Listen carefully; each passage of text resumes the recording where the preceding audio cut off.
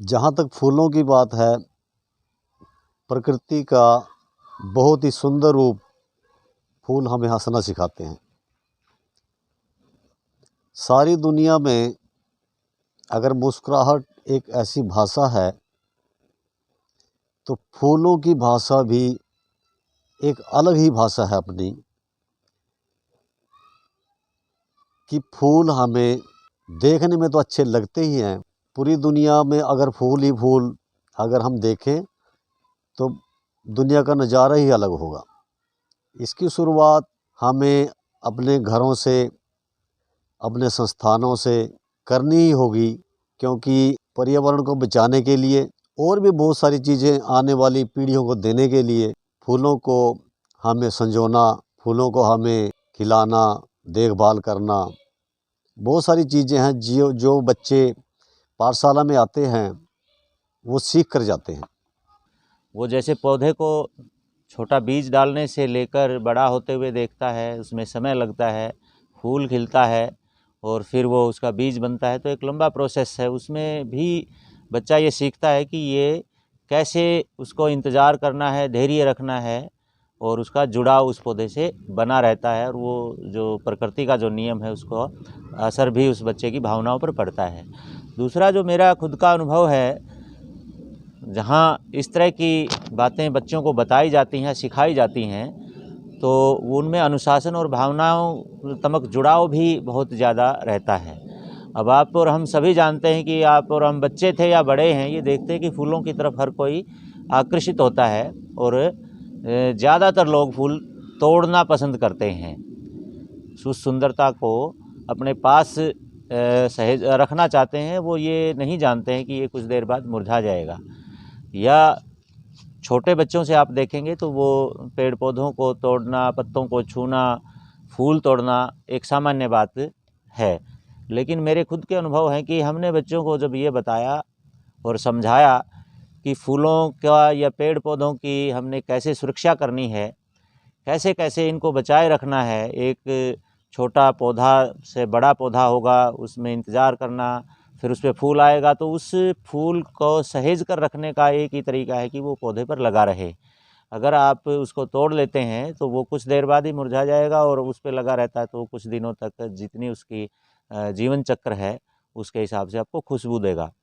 तो बच्चे उस बात को समझ जाते हैं। और मेरा अपना अनुभव है कि प्राइमरी स्कूल के जो छोटे बच्चे हैं वो भी मेरे स्कूल में, अगर कोई बिल्कुल नया बच्चा आया है तो वो बेशक फूलों को तोड़ ले, वरना जो बच्चा एक हफ्ते से ज़्यादा स्कूल में आ रहा है वो फूलों को तोड़ता नहीं था। छू के देख सकता था, नज़दीक जा सकता था, लेकिन उनमें इतना भावनात्मक जुड़ाव हो जाता था कि वो उसको तोड़ते नहीं।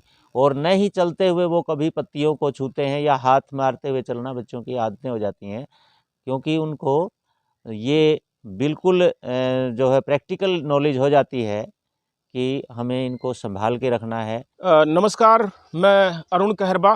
हम आज हैं राजकीय मॉडल संस्कृति प्राथमिक पाठशाला रैतखाना में। रैतखाना गांव करनाल ज़िले के कुरुक्षेत्र के साथ लगते एक तरह से आखिरी छोर का गांव पड़ता है। और यहाँ पे हमारे साथी देवेंद्र देवाजी प्राथमिक शिक्षक हैं, स्कूल के प्रभारी हैं। उनके और स्कूल के अन्य अध्यापकों के नेतृत्व में और आपसी संस्था के हमारे काफ़ी अजीज मित्र साथी डॉक्टर रामजी जयमल जी के सहयोग से यहाँ फूलों की पौध लगाई गई है। करीब 35 किस्म के फूल यहाँ पे उगाए गए हैं और पौध अन्य अनेक स्कूलों में वितरित की जा रही है। आज हम स्कूल की सुंदरता और ये आपसी संस्था के फ्लावर मैन के नाम से जाने जाने वाले डॉक्टर रामजी जयमल के नेतृत्व में पूरे देश भर में ये मुहिम चलाई जा रही है। हम आज बातचीत का केंद्र रखेंगे स्कूलों की सुंदरता और फूलों की मुहिम।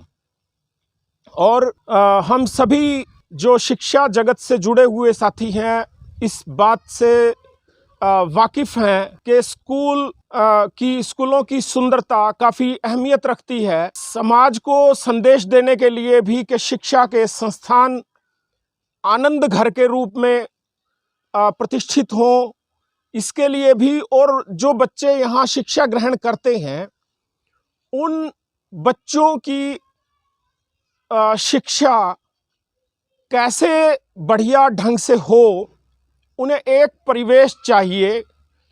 तो एक तरह से शिक्षा का और परिवेश का बहुत गाढ़ा संबंध है, बहुत गहरा संबंध है। और परिवेश अलग अलग तरह से बनता है। परिवेश कक्षा कक्ष के अंदर का परिवेश भी बहुत अच्छा सुखद होना ज़रूरी है, लेकिन स्कूल का पूरा परिसर कैसा हो, इस पे विद्यार्थियों की मनःस्थिति, विद्यार्थियों का जो मन लगना है पढ़ाई में, वो काफ़ी निर्भर करता है। यदि सुंदर परिवेश होगा जिसमें फूल खिले हुए हों, जहाँ तितलियाँ और भंवरे गुंजार कर रहे हों, वो वातावरण और एक बिल्कुल नीरस वातावरण, उन दोनों में बहुत फ़र्क है। सुंदर वातावरण हर किसी को आकर्षित करता है, उसी तरह से बच्चों को और अध्यापकों को भी उस वातावरण में काम करने का मन लगता है। और हमारे बहुत सारे मित्र, बहुत सारे साथी अध्यापक इस मुहिम से जुड़े हुए हैं और अपने स्कूलों को आनंद घर के रूप में विकसित करने का उनका एक मकसद है, और समाज में भी व्यापक एक संदेश जाए कि हमारे स्कूल सुंदर बने। आज इसी विषय पे हम बातचीत करेंगे, और हमारे साथ बातचीत में हमारे साथी हैं, उनसे मैं आपका परिचय करवाना चाहता हूं, और फिर हम इस बातचीत को आगे बढ़ाते हैं। स्कूलों की सुंदरता और फूलों की मुहिम विषय पे बातचीत में आज हमारे साथ जो साथी हैं, हमारे साथी देवेंद्र सिंह देवा जी, जो इसी स्कूल के राजकीय मॉडल संस्कृति प्राथमिक पाठशाला रैतखाना खंड इंद्री ज़िला करनाल के प्रभारी हैं साथी। और यहाँ पे इन्होंने बहुत बड़ी मात्रा में फूलों की पौध लगा रखी है, और ये पौध उखाड़ने का काम भी चल रहा है। और ये इन्होंने अपने स्कूल को आनंद घर बनाने के लिए काफ़ी मेहनत की है। हमारे दूसरे साथी राजकुमार जांगड़ा जी, ये जींद जिला के दनोदा कलां राजकीय वरिष्ठ माध्यमिक विद्यालय की प्राथमिक विंग में प्राथमिक शिक्षक हैं, और अनेक स्कूलों में जहाँ जहाँ ये रहे हैं वहाँ पे इनका अनुभव है अपने स्कूलों को सुंदर बनाने का, और अभियानों से ये जुड़े हुए हैं। देश हरियाणा पत्रिका से भी इनका जुड़ाव है। हमारे तीसरे साथी सुभाष लांबा जी, सुभाष लांबा जी हमारे इंद्री क्षेत्र का परिचित नाम है। ये नड़वी पार खंड करनाल का स्कूल है, राजकीय उच्च विद्यालय, उसकी प्राथमिक पाठशाला के प्रभारी हैं सुभाष लांबा जी। और यहाँ पे खंड इंद्री के गांव छपरियों में ये लंबे समय तक कार्यरत रहे, और यहाँ पे इन्होंने अपनी पहचान बनाई, और स्कूल की पहचान एक सुंदर स्कूल के रूप में बनी, और जिसके विद्यार्थियों ने जगह जगह अपने जो प्रतिभा की धाक जमाई और प्रतिभा का परिचय दिया।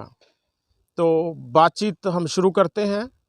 मैं शुरुआत करना चाहूँगा राजकुमार जांगड़ा जी से, कि ये जो फूलों की मुहिम है, जिसके आप जींद जिला के एक तरह से संयोजक भी हैं, इसका हमारे स्कूलों पे क्या प्रभाव पड़ने वाला है, इस मुहिम को किस तरह से आप देखते हैं, बताएं आप। नमस्कार सभी को। जो ये फूलों की मुहिम है, इसका शिक्षा के क्षेत्र में एक बहुत बड़ा योगदान है। हम जिस क्षेत्र में रहते हैं, चाहे वो घर है या स्कूल है या जिस क्षेत्र में हम काम करते हैं, वहाँ का वातावरण या पर्यावरण का हमारे दिलो दिमाग पर बहुत बड़ा असर पड़ता है।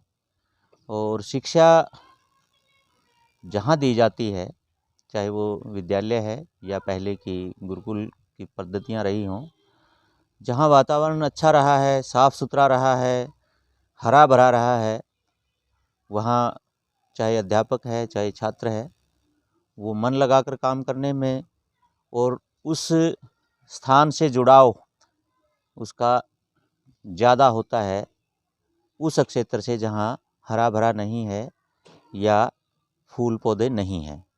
अब मेरी पोस्टिंग इससे पहले गंगटेड़ी स्कूल में रही, जो कि करनाल का असंध ज़िला का स्कूल है, आखिरी छोर पे है। और जिस समय हमने वहाँ शुरुआत की थी और उसके बाद वहाँ बहुत फूल पौधों का और हमने प्रबंध किया, तो ये देखने में आया अंतर बच्चों के तौर पर भी कि अक्सर जो है स्कूलों में बच्चे छुट्टी के टाइम पर हम देखते हैं कि वो गेट की तरफ देखना प्रारंभ कर देते हैं और लगभग आधा घंटा पहले वो उनका दिल और दिमाग जो है स्कूल से ऊब चुका होता है और घर भागने की उनको तैयारी रहती है।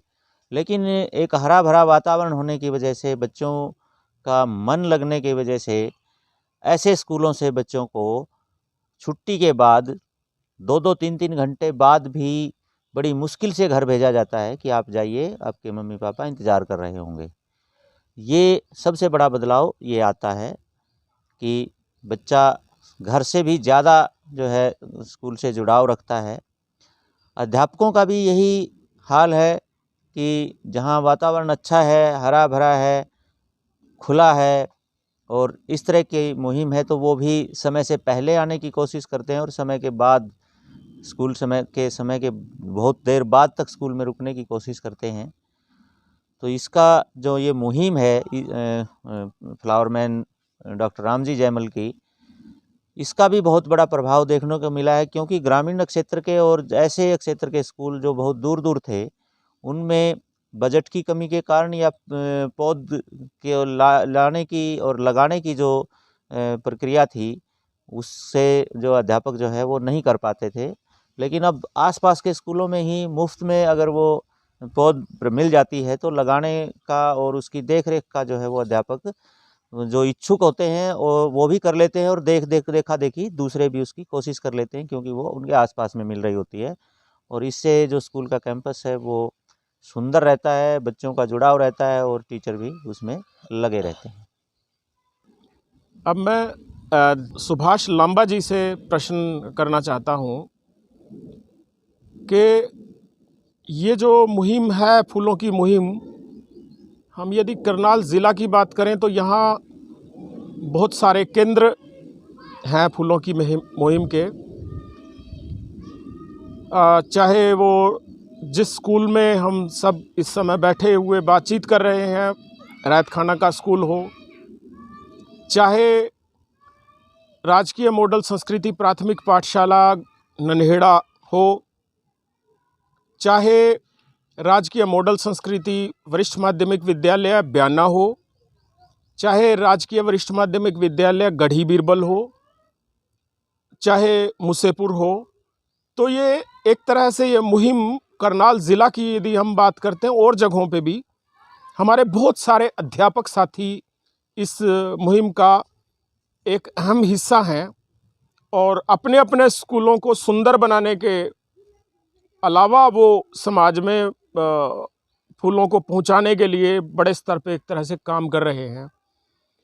तो स्कूलों की सुंदरता फूलों की मुहिम में अध्यापक एक अहम किरदार के रूप में हमें दिखाई देते हैं, केंद्रीय किरदार के रूप में। इस बारे में आपके क्या अनुभव हैं और आप इसे कैसे देखते हैं? जी, सभी को नमस्कार। जहाँ तक फूलों की बात है, प्रकृति का बहुत ही सुंदर रूप फूल हमें हंसना सिखाते हैं। सारी दुनिया में अगर मुस्कुराहट एक ऐसी भाषा है तो फूलों की भाषा भी एक अलग ही भाषा है अपनी, कि फूल हमें देखने में तो अच्छे लगते ही हैं। पूरी दुनिया में अगर फूल ही फूल अगर हम देखें तो दुनिया का नज़ारा ही अलग होगा। इसकी शुरुआत हमें अपने घरों से, अपने संस्थानों से करनी ही होगी, क्योंकि पर्यावरण को बचाने के लिए और भी बहुत सारी चीज़ें आने वाली पीढ़ियों को देने के लिए फूलों को हमें संजोना, फूलों को हमें खिलाना, देखभाल करना, बहुत सारी चीज़ें हैं जो बच्चे पाठशाला में आते हैं वो सीख कर जाते हैं। मैं अपने छपरियों स्कूल जो इंद्री में राजकीय प्राथमिक पाठशाला छपरियों इंद्री में पढ़ता है, मैं वहाँ की कुछ बातचीत आपको बताता हूँ। 4 दिसंबर 2006 से हमने पौधारोपण और सुंदरीकरण का काम वहाँ पर शुरू किया। वहाँ पर हमारे बहुत ही एक सम्मानीय गुरुजन श्री रामजी लाल सैनी जी के साथ ये कार्य प्रारंभ हुआ और गांव वालों के सहयोग से ऐसा वातावरण बना, ऐसा पर्यावरण को सजाने का, पाठशाला को हरा भरा और सुंदर वातावरण बनाने का ऐसा वातावरण बना वहाँ पर कि स्कूल में पढ़ने वाले बच्चे और दूसरे बड़ी क्लासों में पढ़ने वाले बच्चे जब आते छुट्टी के बाद भी वो पौधों की देखभाल और सारा काम साथ में करते। और स्कूल में छुट्टी का टाइम कोई निश्चित नहीं था कि किस टाइम छुट्टी है। पढ़ाई के साथ साथ छुट्टी के बाद हम ये कार्य करते। 3 भी बज जाते, 4, 5, 6 भी बज जाते कई बार। और गांव में भी ऐसा वातावरण बना कि गांव से कोई अगर बाहर गया हुआ है और उसको लगा कि ये पौधा एक अच्छा पौधा है, चाहे वो सजावट का हो, चाहे वो फूलों का हो, वो स्कूल के लिए लेकर आते और स्कूल में लगाते। स्कूल में एक पार्क तैयार किया गया। एक बार तो वहाँ पर इतने फूल थे कि पूरी पाठशाला का एक बहुत सुंदर वातावरण बना और बहुत सारी चीज़ों के साथ पाठशाला को ब्लॉक में प्रथम स्थान भी मिला सुंदरीकरण, मुख्यमंत्री सुंदरीकरण योजना में। और गांव वालों ने भी स्टाफ को और पाठशाला की पूरी प्रशंसा की, सराहना की। जो मैं व्यक्तिगत रूप से देखता हूँ कि एक तो हमारे स्कूल में कोई हरियाली ना हो, कंक्रीट का जंगल हो, और एक तरफ एक ऐसी पाठशाला हो जिसमें हरियाली हो, फूल खिले हुए हों, तितलियां घूम रही हों, भंवरे गुंजायमान कर रहे हों। तो जो प्रकृति का आनंद है वो हरियाली में ही है, आँखों को भी सुहाना लगता है।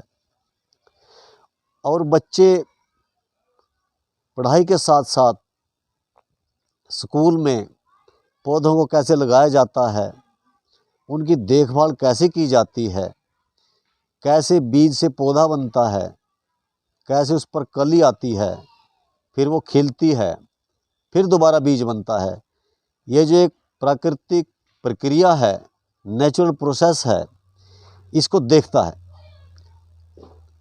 उसको पहचान होती है, ये कौन सा पौधा है, ये कौन सा फूल है। और इस संभाल के साथ साथ प्रकृति से उसका जुड़ाव होता है। वो प्राकृतिक चीज़ें सहेजने और उनको संवारने की दक्षता हासिल करता है। बातचीत में हमारे साथ जगाधरी यमुनानगर से फूलों की मुहिम की संयोजक श्रीमती हरविंदर कौर ढिल्लो जी जुड़ चुकी हैं। ये खुशी उन्नति केंद्र की प्रदेश महिला अध्यक्ष हैं और फूलों की मुहिम से गत 2 वर्षों से इनका जुड़ाव है। और ये यमुनानगर जगाधरी पूरे ज़िले में फूलों की पौध वितरित करने के मुहिम में बहुत सक्रिय रूप से काम करती हैं। इसके अलावा पंजाब में ये हर वर्ष शामिल होती हैं एक मेले में। आज ये यहाँ पहुँची हैं, इनका हम स्वागत करते हैं। हम बातचीत कर रहे हैं स्कूलों की सुंदरता और फूलों की मुहिम, और सुभाष जी ने इस विषय पे बहुत महत्वपूर्ण बात की है कि अध्यापक केंद्रीय किरदार है। अध्यापक शिक्षा के कर्म में इस मुहिम को एक औजार के रूप में भी इस्तेमाल करता है। जब किताबों में जो विज्ञान विषय, जीव विज्ञान विषय, वनस्पति विज्ञान विषय के जटिल लगने वाले पाठों को हमारे विद्यार्थी फूलों की पौध लगाते हुए, फूलों की पौध उखाड़ करके उसे अलग जगह पे लगाते हुए पौधे को विकसित होते हुए देखते हैं, तो एक तरह से वो बिल्कुल जीवन से जुड़ा हुआ ज्ञान ग्रहण करते हैं और इससे उनकी समझ का विकास होता है और उन्हें पाठ मुश्किल भी नहीं लगते हैं। तो फूलों की जो मुहिम है, अध्यापक किस तरह से प्रयोग करके इस मुहिम के अनेक आयाम इसमें जोड़ता हुआ आगे बढ़ता है। मैं देवेंद्र जी से जानना चाहूँगा कि इस मुहिम के साथ आपका गहरा नाता है। जहाँ जहाँ आप रहे हैं वहाँ वहाँ अपने स्कूलों को सुंदर बनाने में, और ये रैतखाना की जो पाठशाला जिसमें हम यहाँ हैं और चारों तरफ हरियाली और हरा भरा वातावरण हम देखते हैं, ये स्कूल इतना सुंदर नहीं हुआ करता था। इनके प्रयासों से सुंदर स्कूल बना है। विद्यार्थियों पे हम जानना चाहेंगे कि फूलों की मुहिम का और स्कूल की सुंदरता का विद्यार्थियों के मन मस्तिष्क पे क्या प्रभाव पड़ता है, इसके बारे में अपने अनुभव और अपने विचार आप हमारे साथ साझा करें। देवेंद्र जी। जय हिंद साथियों। वैसे तो हमारे जो शुरुआत थी स्कूलों में मेवात से हुई थी, वहाँ पे भी हमने प्रयास किया अब इस स्कूल को कुछ सौंदर्यकरण की तरफ ध्यान किया जाए, स्कूल को सुंदर बनाया जाए। लेकिन वहाँ पे मैं कहूँगा कुछ संसाधन नहीं थे, क्योंकि वो सारा ड्राई एरिया है, तो वहाँ पे ये संसाधन नहीं थे। लेकिन उसके बाद मेरी ट्रांसफ़र यहाँ पे उड़ाना हुई, तो उड़ाना हमने कोशिश की। फिर वहाँ पे अपने साथी हैं महेंद्र जी, उनसे मुलाकात हुई। वैसे पहले जेबीटी हम इकट्ठे करते थे, तो हम कभी चिलकाना चले गए, कभी शाहजहाँपुर चले गए, पता नहीं कहाँ कहाँ से हमने फूलों की पौध लाए और स्कूलों में लगाई। तो हमें स्कूल बड़े सुंदर लगते थे और हम ये कहते थे हमारा स्कूल बड़ा सुंदर है। तो एक दिन हम ऐसे ही इंद्री गए हुए थे, दोनों साथी कार में बैठे थे, तो महेंद्र जी कहने लगे कि अपना यार फेसबुक पे एक अपना साथी है डॉक्टर रामजी लाल जैमल, वो फ्री में फूल बांटता है। माजी वो कैसे? वो अपनी पौध उगाता है और फ्री में देता है, और सिरसा डडबी का नाम उसका गांव है। तो बैठे बैठे ही लगभग शाम के 6 बजे हुए थे, तो हमने सोचा भी चलो आज उनको भी मिल लेते हैं, कैसे वो ये कैसे काम कर रहे हैं अभी। तो जब हम वहाँ पे पहुँचे, रात के लगभग 1 बजे पहुँचे, वो हमें आगे जागते हुए मिले। और सुबह 4 बजे उसने उठा लिया, भाई आप जल्दी चलो यदि आपको पौध लेनी है, नहीं तो पूरा दिन लगेगा। जैसे हम वहाँ पे खेतों में उसके गए तो लगभग 3-4 साथी हमसे पहले ही खड़े हुए थे पौध लेने के। एक IG साहब ने भेजा था गुड़गांव से, और एक ये अपना धनजन सतपुर वालों का जो है वहाँ से भी आए हुए थे लेने के लिए। तो वहाँ पे देखा, मतलब एक हमें तो अजूबा ही लगा, भी लगभग 18 एकड़ में फूलों की पौध उगाई हुई और फ्री ऑफ कॉस्ट। किसी को कभी वहाँ चाय पिलाएंगे, रोटी भी खुआएंगे समय पर, लेकिन किसी से एक पैसा नहीं लेते। तो बड़ा हम उससे प्रभावित हुए, तो पौध लेके आए। फिर हमने अपने आसपास यहाँ फूलों की पौध थी जो सारी स्कूलों में जहाँ हो सकता था बांटी। और फिर डॉक्टर साहब कहने लगे भी आप आगे से आपको यहाँ नहीं आने दूंगा मैं, भी आपने अपने स्कूलों में या कहीं भी आप तैयारियाँ बढ़ाओगे अपनी, वहाँ पे उसकी तैयारियाँ करोगे, और मैं आपको वहीं पे जो फूल है उनकी पौध वहीं पे उगा के दूंगा। तो लगभग 6-7 साल से है हम लगातार पौध उगा रहे हैं दूसरे स्कूलों में, जहाँ कोई साथी आता है ले जाता है। और रही बात बच्चों की शिक्षा के साथ, हमें पता ही नहीं चला, हमारा तो काम सिर्फ इतना था, फूल लगाने, पानी डालना, पौध तैयार होगी, अपने स्कूल में लगाने और औरों को बांट देने। एक बार सापुर डाइट से एक टीम आई हुई थी, वो लगभग 2 बजे के आसपास आई। तो हम उनके पास बैठ गए, जाके सभी साथी बैठे बैठे हमें 4:30 बज गए। और स्कूल में ऐसे भी जैसे स्कूल की छुट्टी है सारी, लेकिन 4:30 बजे बाहर निकले, बच्चे सारे ऐसे बैठे, बच्चे अपने क्लासों में बैठे काम कर रहे, पढ़ रहे, जो कक्षा के मॉनिटर है वो काम दे रहे, वो अपना काम में लगन पूरे। तो हमें तो साथियों ने बताया भी आपने ये कैसे कर दिया, क्या कर दिया कि बच्चे स्कूल से जाना ही चाह रहे, बैठ के पढ़ रहे, वो पढ़ाई का आनंद ले रहे। माँ जी हमें नहीं पता कैसे हुआ ये, हमें तो ये पता हम तो फूलों के पीछे लगे हुए हैं, स्कूलों में फूल लगाने, बस हमारा तो एक उद्देश्य ये है। बाकी ये अब बच्चों ने पता नहीं इसमें से क्या शिक्षा ली उन्होंने। हमें मेरे ख्याल से अब शायद कभी होता है हम किसी बच्चे के पास स्कूल के लिए जाएंगे, नहीं हमारे बच्चे सारे स्कूल में होते हैं। और शायद अब छोटे देखोगे, अब आज छुट्टी है लेकिन फिर भी सुबह के बच्चे यहीं पे खेल रहे।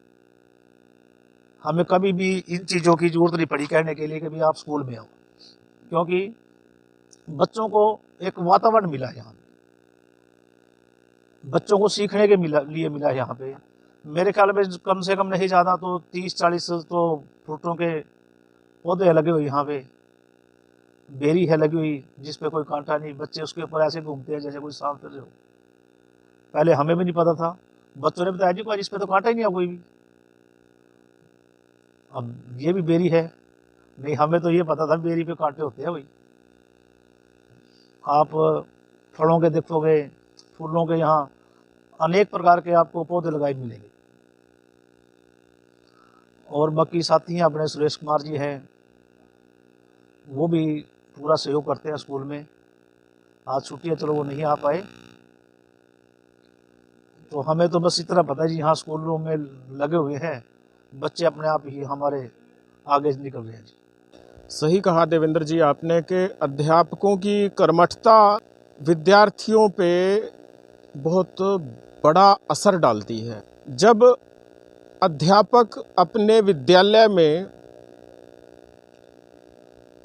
सुबह शाम बिना समय देखे जब काम करते हुए बच्चों को दिखाई देते हैं,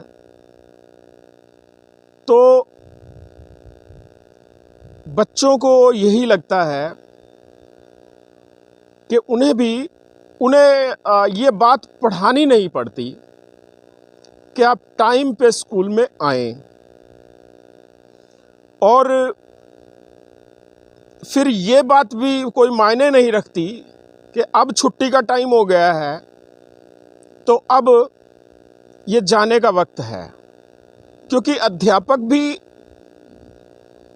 पूरी जिंदा दिली के साथ, पूरी लगन के साथ अपने विद्यालयों को आनंद घर बनाने में जुटे हुए हैं और इस आनंद का असर अध्यापकों के दिलो दिमाग पे भी पड़ता है और बच्चों पे भी इसका गहरा असर पड़ता है और शिक्षण कार्य जो है इतना सहज हो जाता है क्योंकि काम में लग करके बच्चों का और अध्यापकों का रिश्ता और ज़्यादा प्रगाढ़ होता है। फिर अध्यापकों की जो बातें हैं वो भी प्रिय लगने लगती हैं और स्कूल भी बहुत सुंदर जगह लगने लगता है और इस तरह से यह परिवर्तन की जो प्रक्रिया है वो घटित होती है और ये परिवर्तन की प्रक्रिया फूलों की मुहिम से स्कूलों को सुंदर बनाने के साथ साथ बहुत गहरे रूप में एक तरह से ये असर डाल रही है। इसका शिक्षण अधिगम की प्रक्रिया में बहुत बड़ा प्रभाव दृष्टिगोचर होता है। अब हम बात करना चाहेंगे मैडम हरविंदर कौर ढिल्लों जी से। वो मुहिम का हिस्सा हैं, महिलाओं के बीच में काम करती हैं, स्वैच्छिक संस्था खुशी उन्नति केंद्र। फूलों की मुहिम के साथ उनका जो संबंध है और जो उनके अनुभव हैं वो हमारे साथ आप साझा करें मैडम, ताकि हम सीख सकें हम और इस मुहिम को और ज़्यादा आगे बढ़ा सकें। नमस्कार सर, मुझे बहुत खुशी हो रही है कि आज मैं यहाँ पे फूलों की पौध लेने आई हूँ और आपसे भी भेंट हुई और सर बैठे हैं, इनके देवेंद्र सर और सर बैठे हैं आए हुए, और इनसे मिलना मेरे लिए सौभाग्य की बात है कि ये वो कार्य कर रहे हैं जिसको मुझे भी आनंद आता है और मैं भी उसके साथ जुड़ी हुई हूँ फूल लगाने की। जो एक डॉक्टर राम जी जयमाल flower man of Haryana India बोल सकते हैं उनको, उन्होंने एक मुहिम चला रखी है और उसके साथी हैं और ये बहुत पहले से उनके साथी हैं। मैं तो अभी पिछले साल से ही सर के साथ मेरा मिलना हुआ है और फूल जो है, फूलों को तो सब पसंद करते हैं और मेरी भी पर्यावरण के साथ बहुत ज़्यादा जुड़ाव रहा है शुरू से ही, बचपन से ही। इवन मैं तो स्कूल की बात चल रही है तो मैं भी अपने ही स्कूल की बात कहना जहाँ चाहूँगी। अगर फूलों को मैंने सबसे पहले देखा तो अपने ही स्कूल में देखा था कि हमारे स्कूल में बहुत बड़े बड़े पार्क होते थे और अच्छा माली लगा होता था। कुछ एक पौधे फूलों के जो अब भी मुझे याद है कि इतने खूबसूरत तरीके से वहाँ लगाए होते थे, तो दिल में इच्छा होती थी कि काश हम ये फूल उगाएं, लेकिन नहीं जानते थे। और बच्चे होते हैं, बच्चे इतना उस चीज़ को समझते नहीं, देखा और छोड़ दिया, भूल गए। और ये चीज़ अब दिमाग में आ रही है कि नहीं, उस चीज़ को स्कूल के समय में, जैसे ये देवेंद्र सर भी बता रहे हैं कि बच्चों को अभी से अगर शिक्षित कर रहे हैं फूलों के बारे में, वातावरण के बारे में, तो वही बच्चे बड़े होके इस देश को बहुत ही अच्छा संभालेंगे, खूबसूरत बनाएंगे, वातावरण का मतलब बचाव करेंगे। जो इस समय स्थिति बहुत भयावह हुई पड़ी है, तो उन बच्चों के ऊपर बहुत सारी उम्मीदें होंगी और वो खरे उतरेंगे क्योंकि उनको बहुत अच्छी शिक्षा मिल रही है। क्योंकि बच्चों को और फूलों को हम सब कंपेयर करते हैं कि बच्चे और फूल, है ना। तो बच्चे अगर फूलों के बारे में बच्चे ही समझ जाएंगे ना, तो चारों तरफ फूल तो होंगे और हमारे ऐसे साथी अगर साथ में हमारे रहेंगे तो फूलों की मुहिम बहुत आगे तक जाएगी। तो मुझे अच्छा लगता है फूलों का काम करना, फूलों के बारे में बात करना। और अब तो काफ़ी ज़्यादा मैं दिल से सर का धन्यवाद देती हूँ कि ऐसे फूलों की तो मैंने कभी कल्पना भी नहीं करी थी। जो जितने बीज सर मतलब सब जगह पे बिजाई करते हैं फूलों की, और वो जब पौधे बड़े होते हैं तो हम सब जगह पे वो भेजते हैं, लगाते हैं स्कूलों में, संस्थानों में। तो फ़ोन आते हैं और फूलों की कोई बात करता है, हमारे पौधे हमारे पास चाहिए हमें, हम बड़ी खुशी से वहाँ पहुँचता करते हैं और वो लेके भी जाते हैं हमारे यहाँ से। तो ये तो बहुत ही प्यारी मुहिम है, बहुत खूबसूरत मुहिम है। फूलों की मुहिम के साथ ना बहुत सारे किस्से जुड़े हुए हैं। बच्चों को, अध्यापक को, समुदाय को अपनी तरफ ये फूलों की मुहिम खींच रही है, स्कूलों की तरफ, सरकारी स्कूलों की तरफ आकर्षित कर रही है। और लोग और मेहमान जो स्कूल में आते हैं, अधिकारी आते हैं, उनके साथ जुड़े हुए भी बहुत सारे प्रसंग ऐसे हैं जो हमारे अध्यापक साथियों के पास है, मैं चाहूँगा कि सुभाष जी इस बारे में उनके पास कुछ ऐसे प्रसंग हों, कोई किस्से हों, तो वो हमारे साथ साझा करें, ताकि ये फूलों की मुहिम की जो अहमियत है, उसको और ज़्यादा हम सब समझ पाएँ। एक बार अपने स्कूल की बात है, छपरियों स्कूल में अपने खंड शिक्षा अधिकारी रहे डॉक्टर अशोक, सोनीपत से थे वो। एक बार वो आए और आते हुए कहने लगे कि थोड़ा ही टाइम, 5 मिनट का टाइम है बस हमारे पास, 5-7 मिनट लगेंगे। और सर को बोला हमने, बैठो आप चाय पानी पी के जाना। वो कहने लगे नहीं, चाय पानी नहीं पियेंगे, तो अगले स्कूल में भी जाना है, तो जो भी थोड़े टाइम लगेगा, थोड़ा टाइम मिल पाएगा यहाँ पे। लेकिन जैसे ही वो अपने स्कूल में दौरा करने लगे, अंदर पार्क बना हुआ था, फूल खिले हुए थे, तो उन्होंने कहा कि कार्यालय में बैठने की बजाय आप, सर्दी का टाइम था और पार्क में ही चेयर और टेबल वहीं पे मंगवा ली और वहीं बैठ गए कि कैसे ये यहाँ पर सौंदर्यकरण का जो काम किया, कैसे किया। तो उनके साथ बातचीत काफ़ी देर तक चली। उसमें उनके साथ बातचीत में बताया गया कि जो स्कूल की टीम है, स्टाफ है, उसका सहयोग, और बिना समुदाय के सहयोग के ये संभव नहीं हो पाएगा। समुदाय का सहयोग बहुत ज़रूरी है। और ऐसा दिल लगा उनका कि वो 45 मिनट तक बैठे रहे। तो मैंने ही उनको याद करवाया कि सर अगले स्कूल में जाना है। तो वे कहने लगे कि यहाँ पर ऐसा दिल लगा कि मेरे को तो याद ही नहीं रहा कि अगले स्कूल में भी जाना है।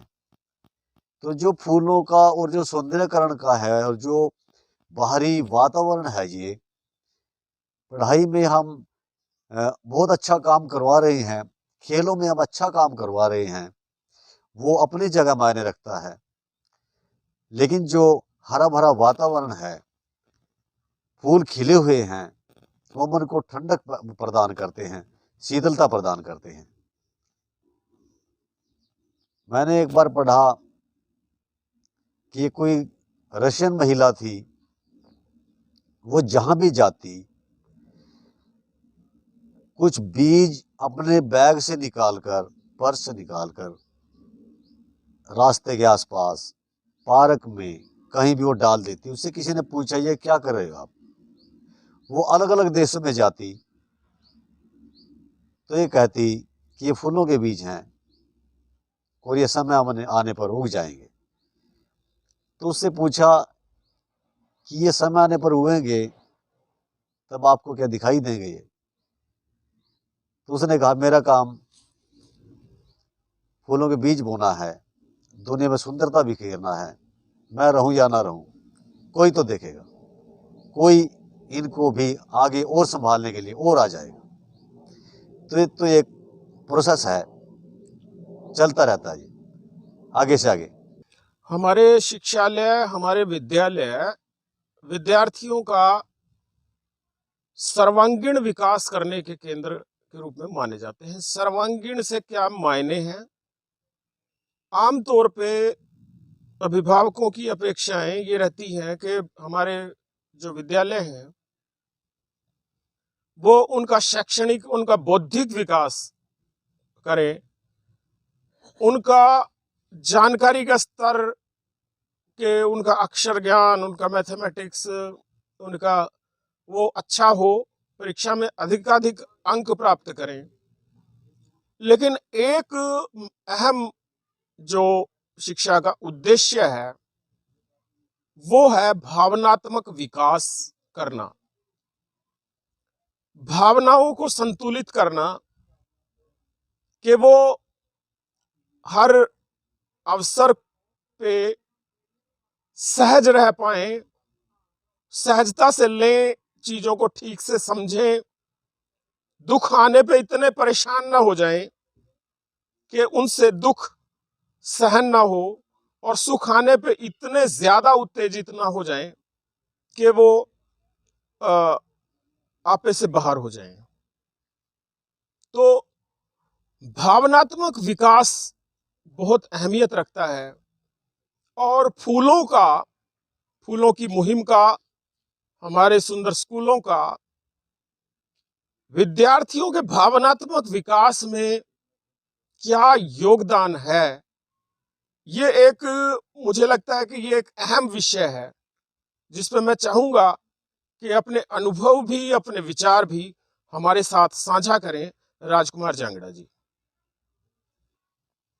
अरुण जी, जैसा कि आप जानते हैं कि शिक्षा का तो क्षेत्र बहुत बड़ा और व्यापक है। केवल अक्षर ज्ञान या मैथमेटिक्स का ज्ञान या किताबी ज्ञान को हम शिक्षा नहीं कह सकते। उसके साथ तो इसका तो बहुत बड़ा दायरा है और शिक्षा का जो उद्देश्य है वो आदमी को आदमी बनाना या इंसान बनाना है।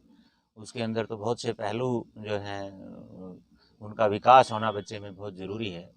और जैसे कि आपने बताया, भावनात्मक विकास होना भी बहुत ज़रूरी है। उसका भावनाओं का संतुलन रखना, वो जैसे पौधे को छोटा बीज डालने से लेकर बड़ा होते हुए देखता है, उसमें समय लगता है, फूल खिलता है और फिर वो उसका बीज बनता है, तो एक लंबा प्रोसेस है। उसमें भी बच्चा ये सीखता है कि ये कैसे उसको इंतज़ार करना है, धैर्य रखना है और उसका जुड़ाव उस पौधे से बना रहता है और वो जो प्रकृति का जो नियम है उसको असर भी उस बच्चे की भावनाओं पर पड़ता है। दूसरा जो मेरा खुद का अनुभव है, जहाँ इस तरह की बातें बच्चों को बताई जाती हैं, सिखाई जाती हैं, तो उनमें अनुशासन और भावनाओं तमक जुड़ाव भी बहुत ज़्यादा रहता है।